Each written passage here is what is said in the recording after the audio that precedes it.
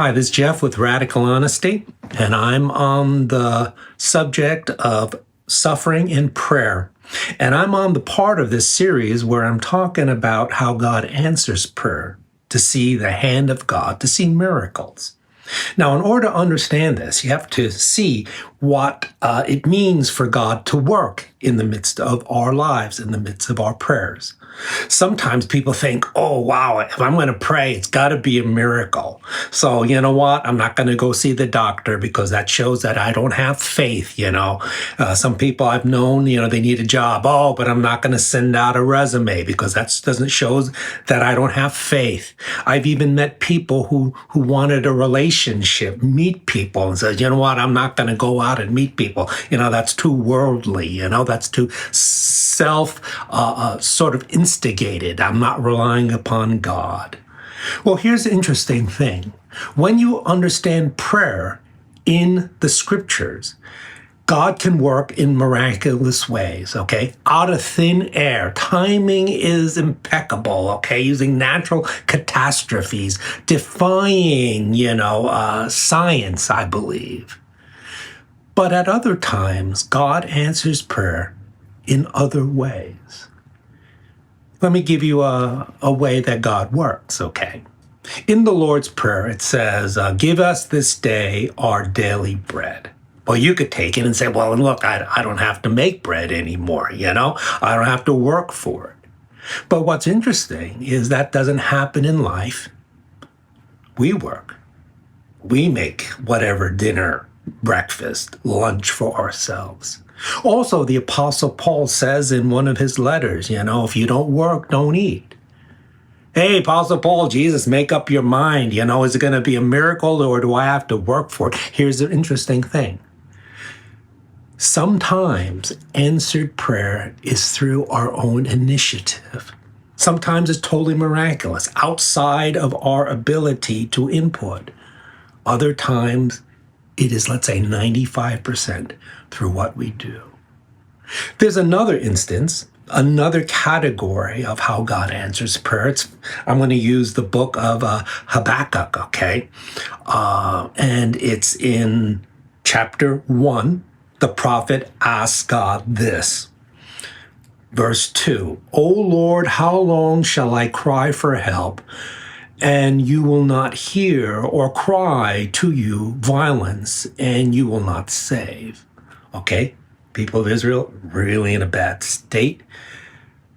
The prophet is asking for the vindication of God to correct his people. Now that's in chapter 1, verse 2, but look at what it says in verse 5 and 6. This is God's answer.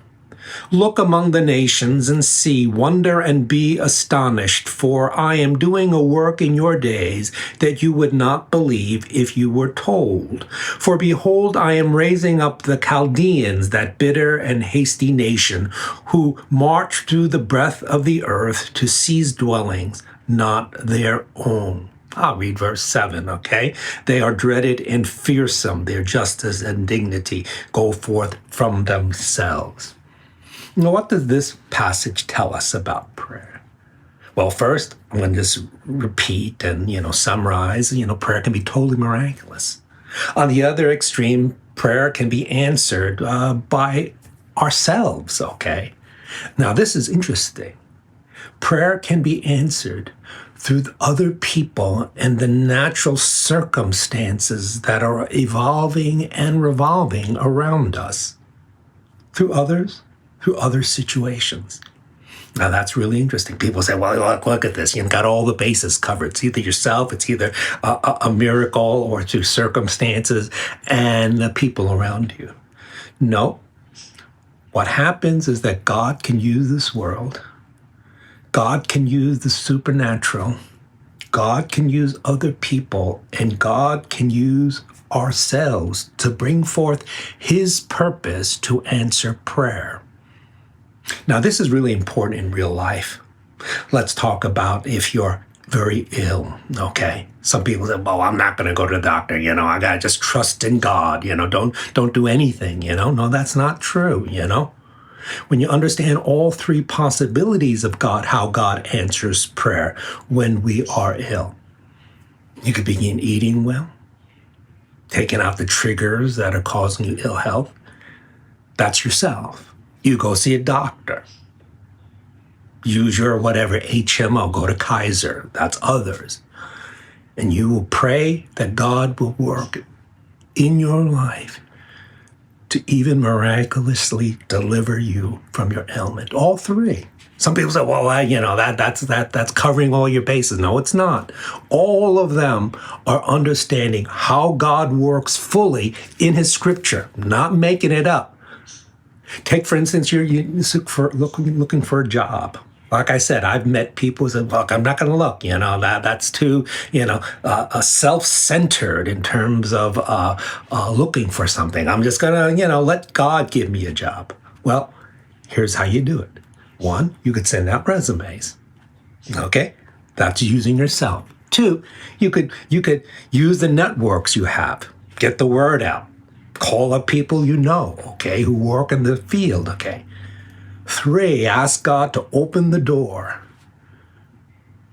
Perhaps get you an opportunity that is beyond the connections and what you know to see the hand of God at work.